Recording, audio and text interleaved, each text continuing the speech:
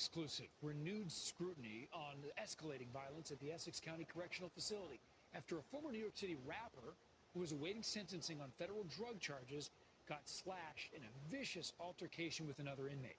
It happened yesterday afternoon, and investigative reporter Sarah Wallace has inside information.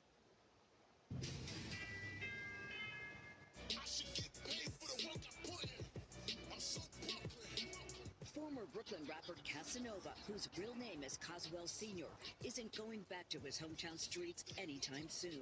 The self-proclaimed blood gang member who pleaded guilty to federal drug conspiracy charges last year was involved in a vicious fight yesterday at the Essex County Correctional Facility in Newark. These internal reports from correction officers say Sr. was slashed with a weapon by another inmate, Ulysses Lugo, and then chased him down with the help of others. We spoke with one officer who responded to the scene. Inmate Lugo, you couldn't see his face because he was saturated in blood.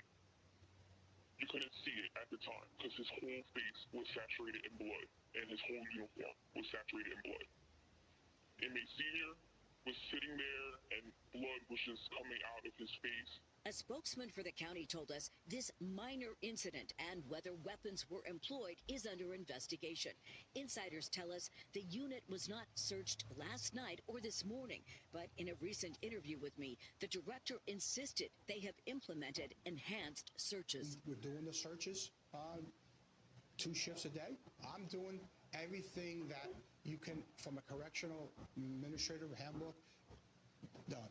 And then there's the issue of officer training. Retired Correction Lieutenant Jim Teresi reiterated what we've highlighted in recent stories. Took a 4-month officer with no academy training, and we put her alone with 64 federal prisoners who she has no idea who they are or what they're there for. In January, state law will require correction officers to go through the police academy before they oversee inmates. But in the meantime, the numbers are disturbing. Since March, before yesterday, there were 17 codes, inmate-on-inmate assaults or inmate-on-officer assaults.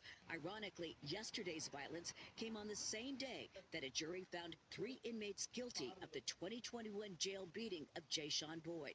2 were convicted of attempted murder. Boyd suffered permanent brain damage. His family has filed a civil lawsuit against the county. Are you surprised that there's still cases of violence after this happened to your son? Yes. Yes, I am. They're doing nothing about it. Something needs to be done. No weapons were found after yesterday's attack, but one inmate was seen trying to flush something down the toilet. By the way, in the federal case, the former rapper is scheduled to be sentenced later this month. He could face a maximum of 60 years in prison. From Newark, Sarah Wallace, News 4 New York.